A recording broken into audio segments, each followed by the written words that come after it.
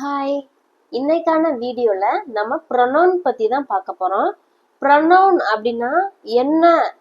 ஒரு நவுனை ரீப்ளேஸ் பண்ணுறது தான் ப்ரொனவுன். ஓகேவா? இப்போ சீலா அப்படின்ற பேரை நம்ம ஷீ அப்படின்னு சொல்லலாமா? ஸோ சீலாங்கிற நவுனை ரீப்ளேஸ் பண்ணி சி அப்படின்னு போட்டா அந்த சிங்கிற வேர்டு தான் ப்ரொனவுன். ஓகேவா? அப்போ இந்த ப்ரொனவுன்ல எத்தனை டைப்ஸ் அப்படி இருக்கு அப்படின்னு பார்க்கலாமா? First personal pronoun, possessive pronoun, reflexive pronoun, indefinite pronoun, reciprocal pronoun, intensive pronoun, relative pronoun, demonstrative pronoun, interrogative pronoun, distributive pronoun. இத்தனை ப்ரொனவுன் இருக்கு. இந்த ப்ரொனவுன்ல மோஸ்டா நம்ம என்ன யூஸ் பண்ணுவோம் நம்ம சென்டென்ஸ்ல அப்படின்றத தான் இப்போ பார்க்க போறோம். நெக்ஸ்ட் வீடியோல மீதி இருக்கிற ப்ரொனவுன்ஸை பார்க்கலாம். மோஸ்டா நம்ம யூஸ் பண்றத ப்ரொனவுன்ஸ் பத்தி பார்க்கலாம். பர்சனல் ப்ரொனவுன், அதாவது இதை சப்ஜெக்ட் ப்ரொனவுன் அப்படின்னு கூட சொல்லலாம். பர்சனல் ப்ரொனவுன் இல்லைன்னா சப்ஜெக்ட் ப்ரொனவுன்னா என்னென்னலாம்னா I, we, you, he, she, it, they இதெல்லாம் தான் சப்ஜெக்ட் ப்ரொனவுன் இல்லைன்னா பர்சனல் ப்ரொனவுன். ஐயும் வியும் நமக்கு தெரியும் ஃபர்ஸ்ட் பர்சன் அப்படின்னு, யூ அப்படிங்கிறது செகண்ட் பர்சன் அப்படின்னு தெரியும், ஹி, சி, இட், தே இதெல்லாம் தேர்ட் பர்சன் அப்படின்னு தெரியும். இதெல்லாம் ஒரு சென்டென்ஸ்ல நம்ம பேசும்போது அதை தான் நம்ம பர்சனல் ப்ரொனவுன் இல்லைன்னா சப்ஜெக்ட் ப்ரொனவுன் அப்படின்னு சொல்றோம்.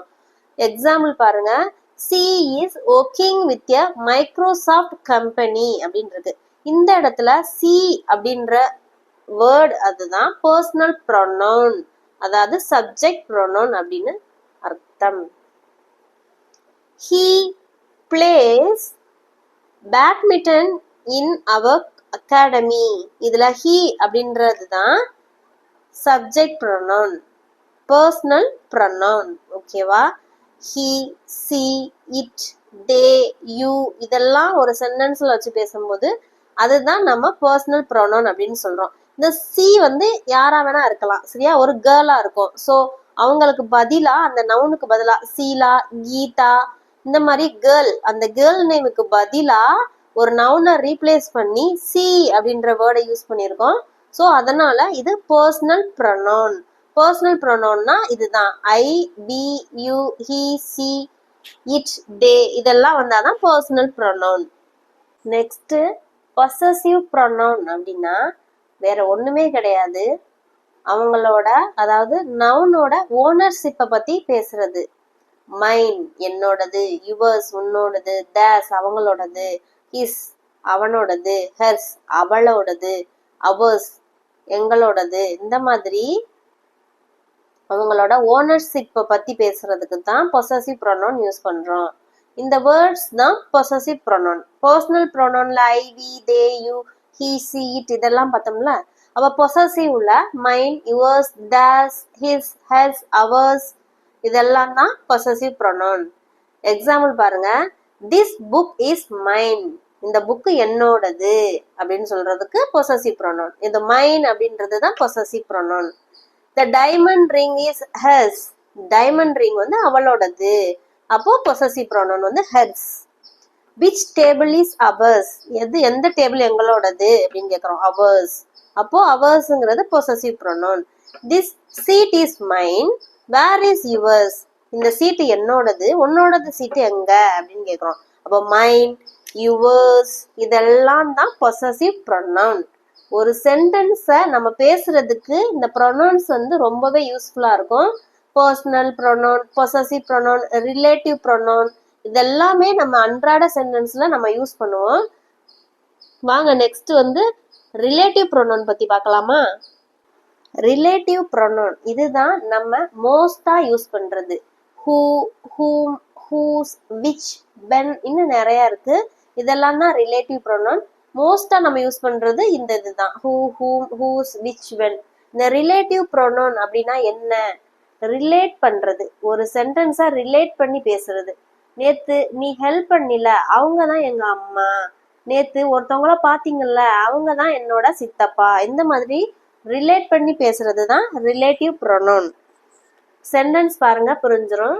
The girl who is sitting next to Ramu is my X girl friend. இந்த இடத்துல ஹூ அப்படின்ற வேர்ட் வந்திருக்கா, இந்த ஹூங்கிறது தான் ரிலேட்டிவ் ப்ரொனவுன். ஹூ அப்படின்னா யார் அப்படின்னு அர்த்தம். ஆனா இந்த சென்டென்ஸ்ல ஃபர்ஸ்ட் வந்தாதான், ஹூ அப்படின்ற வேர்டு ஃபர்ஸ்ட் வந்தாதான் அது கொஸ்டின் யாரு அப்படின்ற மீனிங் கொடுக்கும்.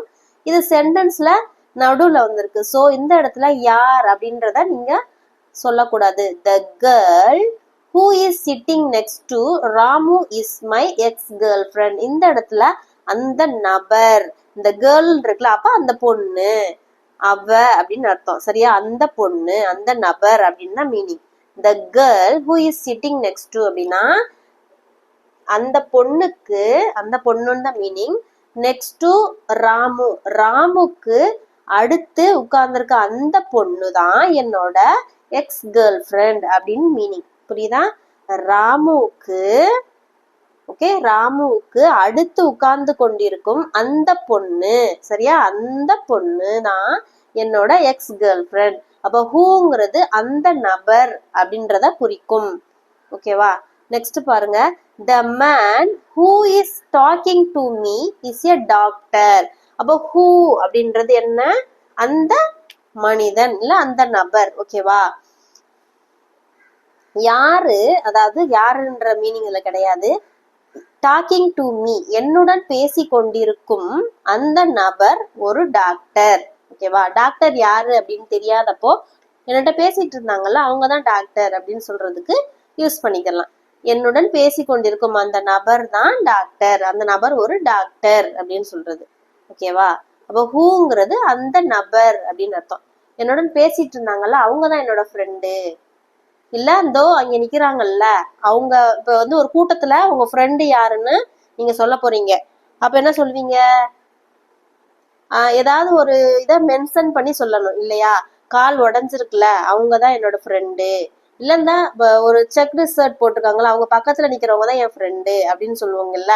அந்த மாதிரி இடத்துலதான் இந்த ஹூ அப்படின்றத நடுவுல யூஸ் பண்ண போறோம். ஓகேவா? The girl who is sitting next to Ramu is my girl friend, அந்த மாதிரி. ஓகே, நெக்ஸ்ட் பாருங்க. ஹூம். இந்த ஹூம் அப்படின்றத பர்சனுக்கு தான் யூஸ் பண்ணுவோம், அதாவது பீப்புளுக்கு. C is the girl whom I helped yesterday. Okay, இந்த ஹூம் அப்படின்றது ஒரு ரிலேட்டிவ் ப்ரொனவுன். இதுவும் பீப்புள்ஸ்க்கு தான் யூஸ் பண்ணுவோம். ஹூ, ஹூம், ஹூஸ், இது எல்லாத்தையுமே பீப்புள்ஸ் தான் யூஸ் பண்ணுவோம்.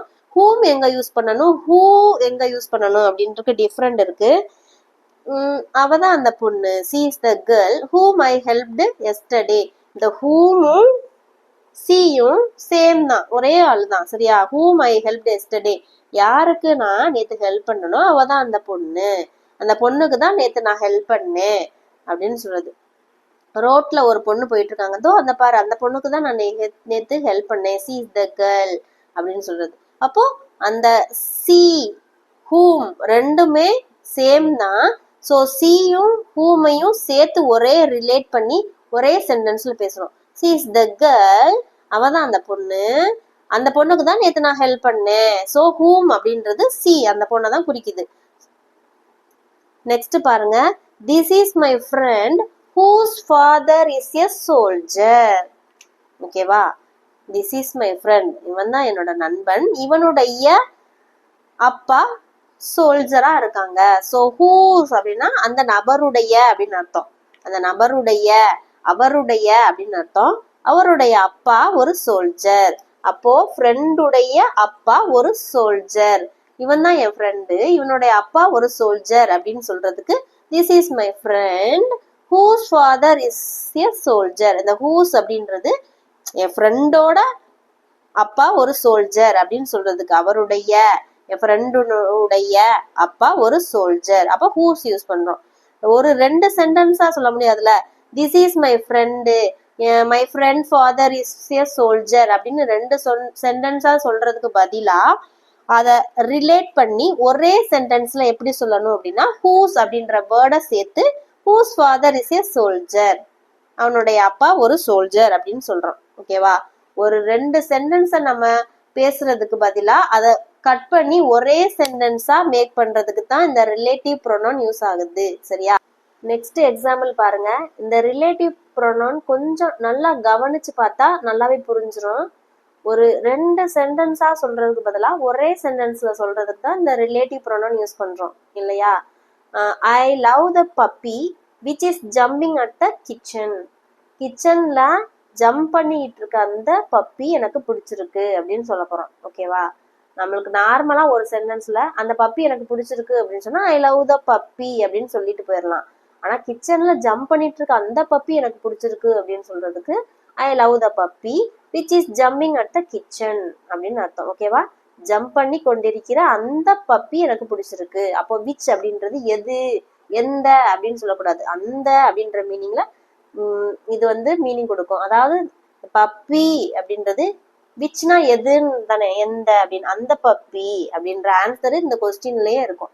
ஓகேவா? அந்த பப்பிய எனக்கு பிடிச்சிருக்கு. this is the time when we celebrate.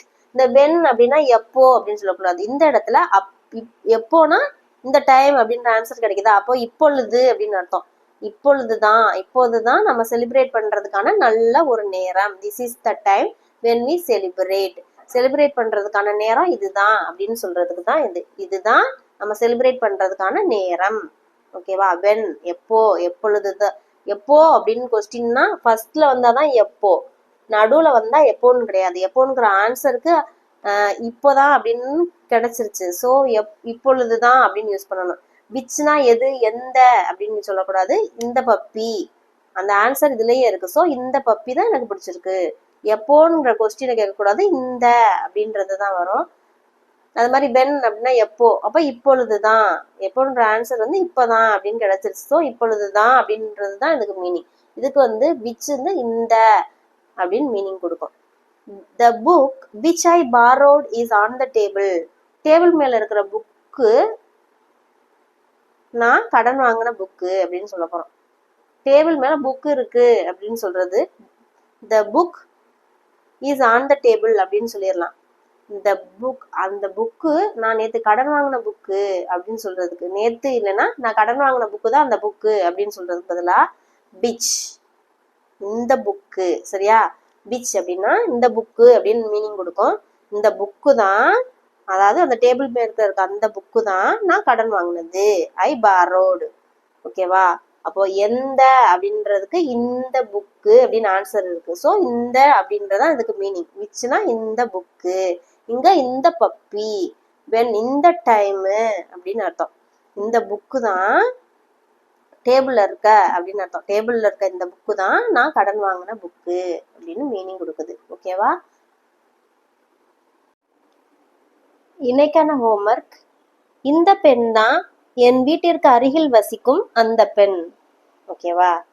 இந்த பெண் தான் என் வீட்டிற்கு அருகில் வசிக்கும் அந்த பெண் அப்படின்னு காட்டுறோம். சரியா? கட்டிடம் எங்களுடையது அல்ல. இது ரெண்டுக்கும் என்ன சென்டென்ஸ் வரும் அப்படின்னு கமெண்ட் பண்ணுங்க. இந்த வீடியோ பிடிச்சிருந்தா மறக்காம லைக் பண்ணிட்டு பாருங்க. தேங்க்யூ.